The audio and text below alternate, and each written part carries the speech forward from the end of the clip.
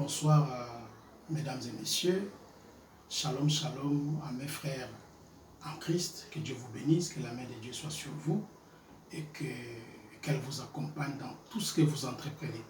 Alors ce soir, je viens vous parler d'un thème qui pour moi est important et très indispensable pour notre marche dans le Seigneur, pour votre marche dans le Seigneur.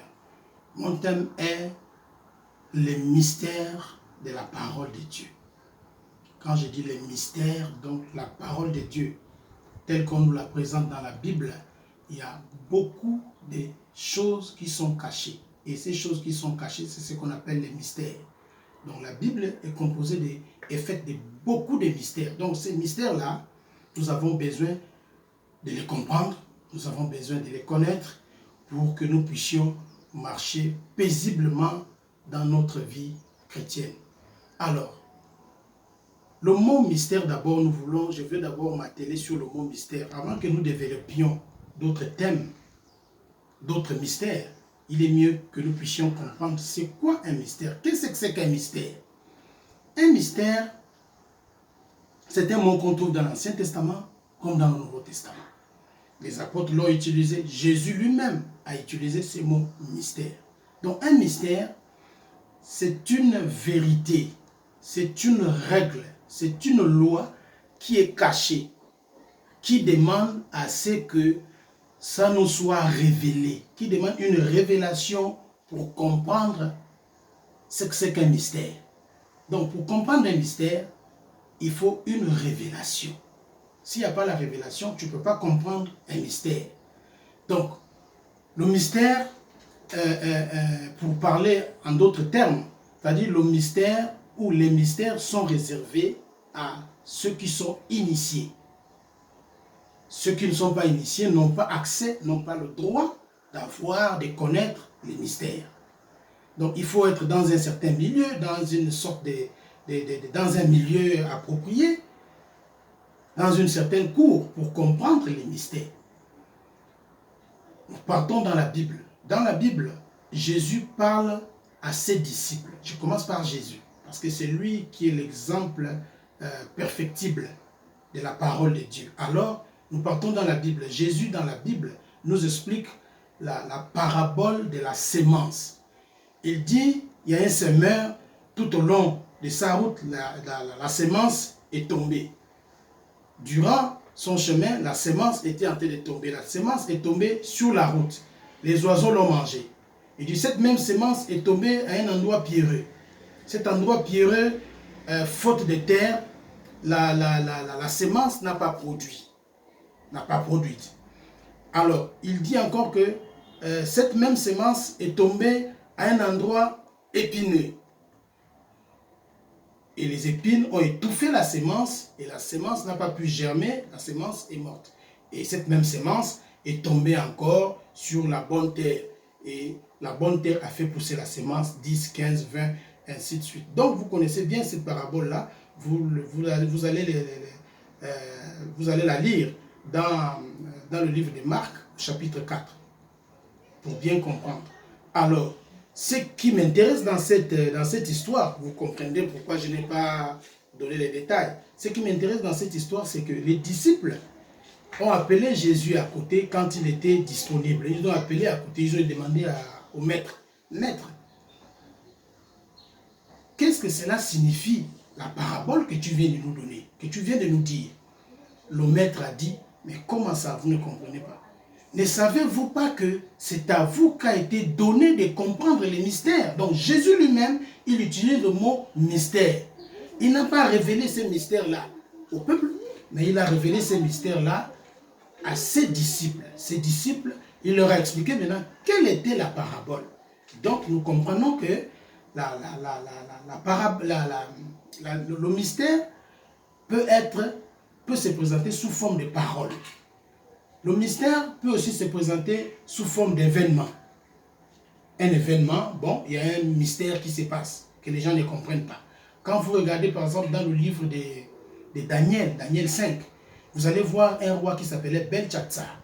Belshazzar était en train de festoyer avec ses amis, ils étaient en train de boire le vin avec ses amis, ses femmes, ses collaborateurs, ainsi de suite.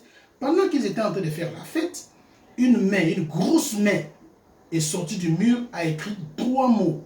A écrit peser, peser, diviser. Alors Belshazzar, le roi babylonien, était embêté. Il cherchait à savoir quelle était la signification de ces 3 mots. Il a arrêté de manger, il a dérangé les gens dans la fête. Alors Belshazzar a cherché les devins, a cherché les mystiques, a cherché tout ce qu'on peut chercher dans la place pour venir lui expliquer ces mots. Mais ils n'ont pas pu expliquer ça. Mais dans la foule, il y avait un homme qui s'est souvenu, qui a dit à Belshazzar, moi je me rappelle qu'il y avait un homme qui s'appelait Daniel à l'époque de ton père. C'est lui qui expliquait les énigmes. C'est lui qui expliquait tout ce que ton père ne comprenait pas, tout ce que ton père n'avait pas de réponse. C'est cet homme-là qui allait et venait expliquer à ton père. Est-ce qu'on peut le consulter? C'est comme ça qu'on va faire appel à Daniel. Vous lirez ça dans Daniel 5, comme j'ai dit tantôt. Daniel est venu, il a expliqué les mystères des 3 mots qui étaient sur le mur. Donc, les 3 mots disaient, le roi, Dieu a pesé ton royaume, il a trouvé que ton royaume était léger.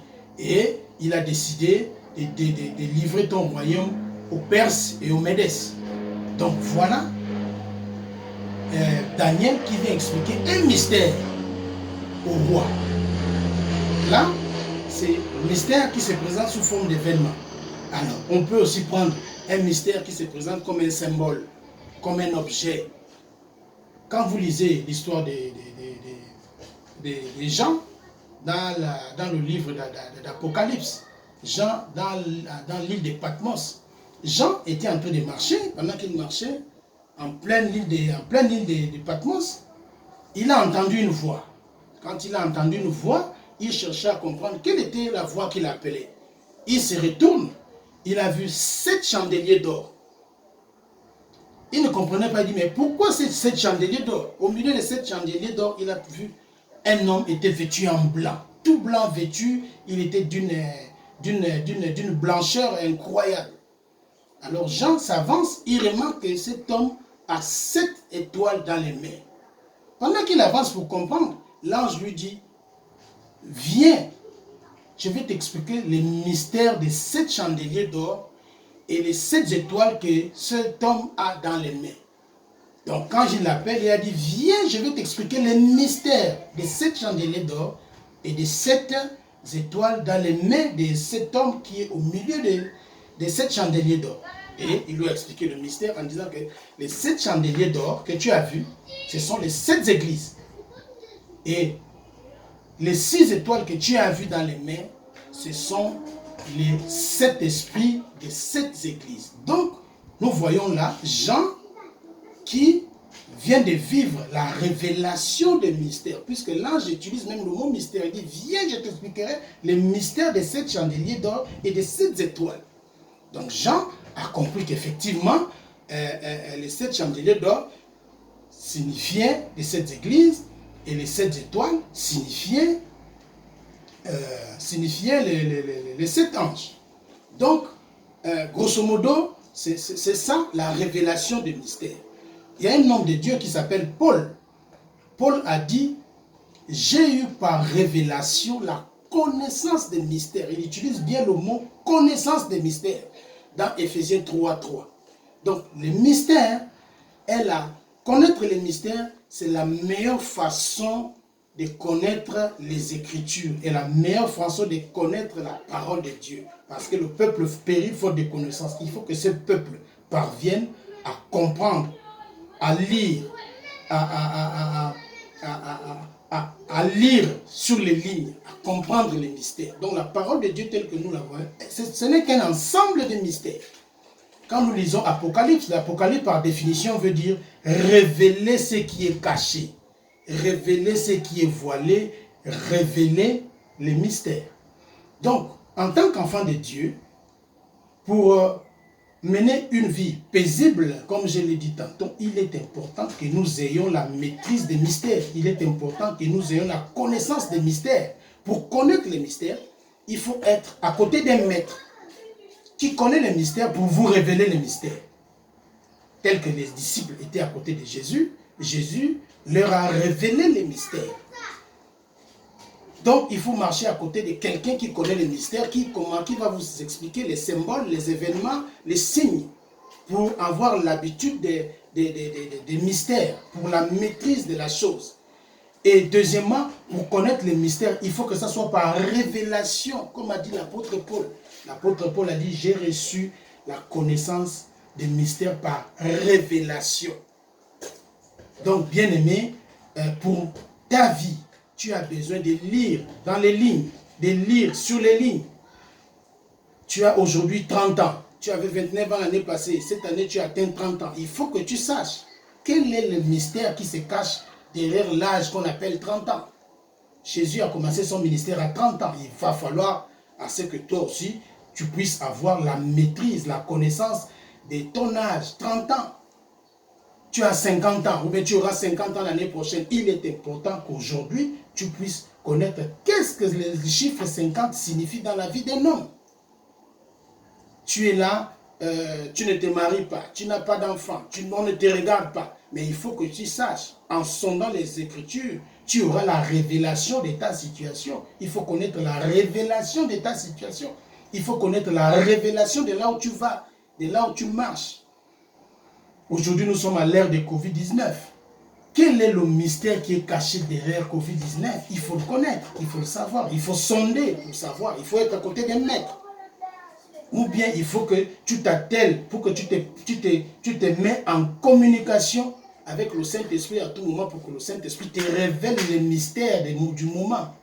Donc la parole de Dieu telle que nous la lisons est pleine de mystères.